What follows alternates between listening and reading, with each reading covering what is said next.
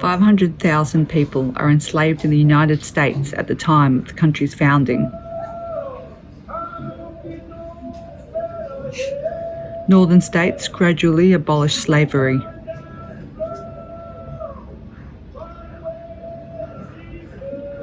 Abolitionists and free blacks formed the Underground Railway.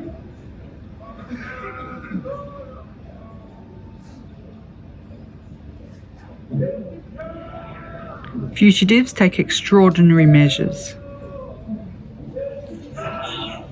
In 1850, the Fugitive Slave Act is created, and escapees in the free states are no longer safe.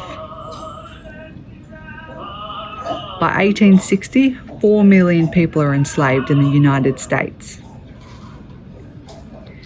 America's economy relies on slave labour.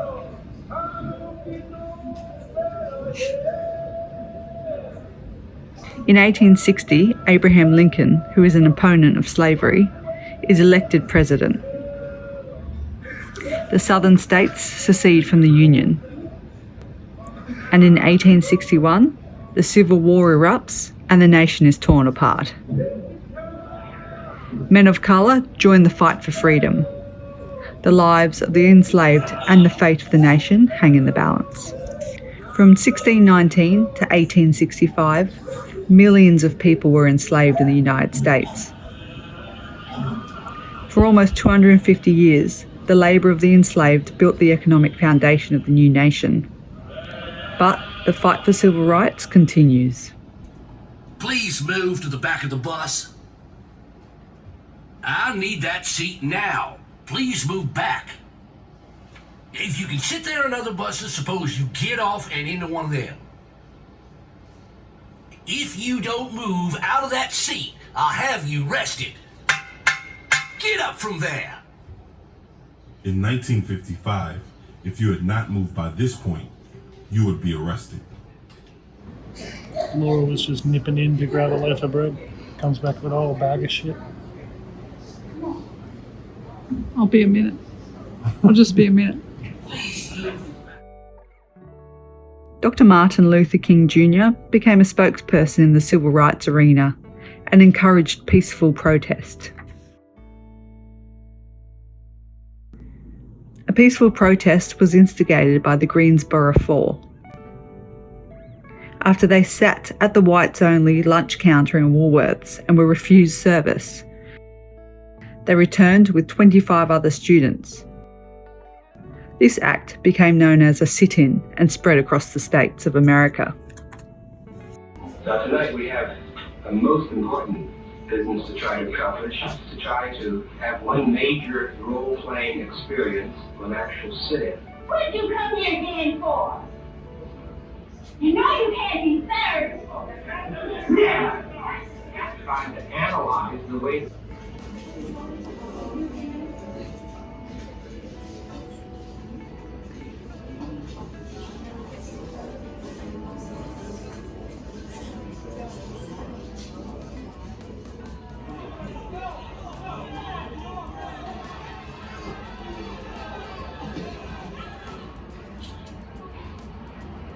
I have a dream that one day this nation will rise up and live out the true meaning of its creed. We hold these truths to be self-evident, that all men are created equal.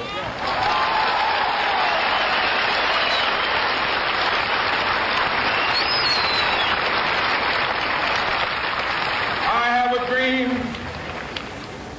that one day on the red hills of Georgia, the sons of former slaves and the sons of former slave owners will they be able to sit down together at the table of brotherhood.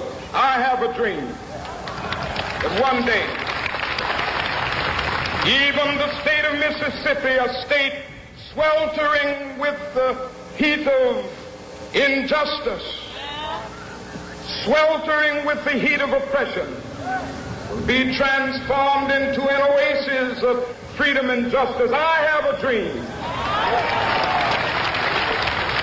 that my 4 little children will one day live in a nation where they will not be judged by the color of their skin, but by the content of their character. I have a dream today.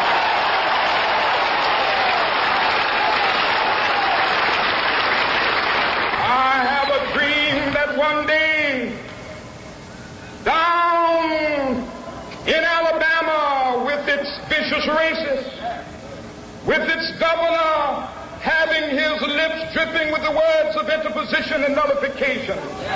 One day right there in Alabama, little black boys and black girls will be able to join hands with little white boys and white girls as sisters and brothers. I have a dream today.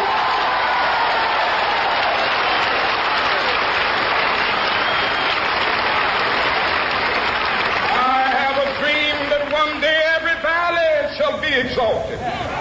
Every hill and mountain shall be made low, the rough places will be made plain, and the crooked places will be made straight, and the glory of the Lord shall be revealed, and all flesh shall see it together. This is our hope. This is the faith that I go back to the South with. With this faith, we will be able to hew out of the mountain of despair a stone of hope. With this faith, we will be able to transform the jangling discords of our nation into a beautiful symphony of brotherhood. With this faith, we will be able to work together, to pray together, to struggle together, to go to jail together, to stand up for freedom together, knowing that we will be free one day.